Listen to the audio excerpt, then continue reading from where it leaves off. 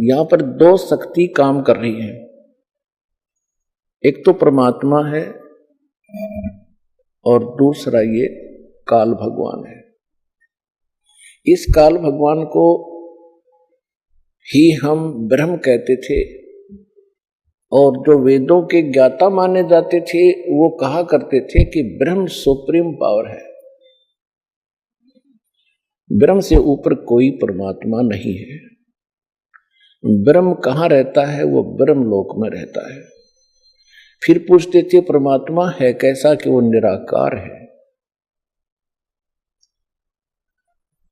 तो पुण्यात्माओं, अब आपको परमात्मा का दिया हुआ वो ऐसा ज्ञान प्राप्त हो चुका है कि उस ज्ञान की तुलना में आप बहुत आसानी से तोल सकते हो, जांच सकते हो। जो हमारे धर्म गुरु ऋषि महर्षि जो हमें ज्ञान दिया करते थे वो कितने भगवान से परिचित थे, वो कैसा उन्होंने भगवान को जाना था। और परमात्मा ने आकर जो ज्ञान दिया है वो हमारे सदग्रंथों में पहले ही विद्वान था। और जिनको हम विद्वान माना करते थे और जो संस्कृत भाषा बड़ी धारावाहिक बोला करते थे, उनके ज्ञान के सतर का अब हमें पता चला।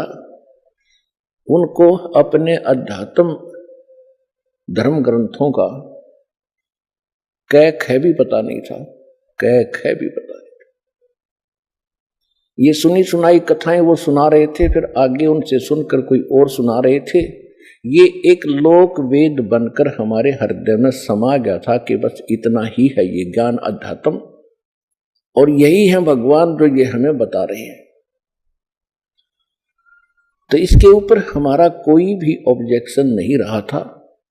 जिस भी धर्म में हम जन्मे थे वही कथाएं हम परंपरागत सुनते आ रहे थे और हम संतोष कर लिया था। हमने संतुष्ट हो चुके थे कि जो साधनाएं मैं कर रहा हूं मेरा साथी भी कर रहा है, रिश्तेदार भी कर रहा है। जहां जाते हैं उसी प्रकार मंदिर में जाते हैं, मूर्ति पूजते हैं, जल चढ़ाते हैं या कोई मंगलवार का प्रसाद बांट देते हैं, व्रत रखते हैं। ये था एक लोकवेद। और ये त्रुटि थी हमारे अध्यात्म गुरुओं की। जो आध्यात्मिक जो टीचर गुरु थे वो बिल्कुल निल थे, वो डल थे, उनको भक्ति मार्ग का कतई पता नहीं था। यहां तक कि हमारे जो महर्षि माने जाते थे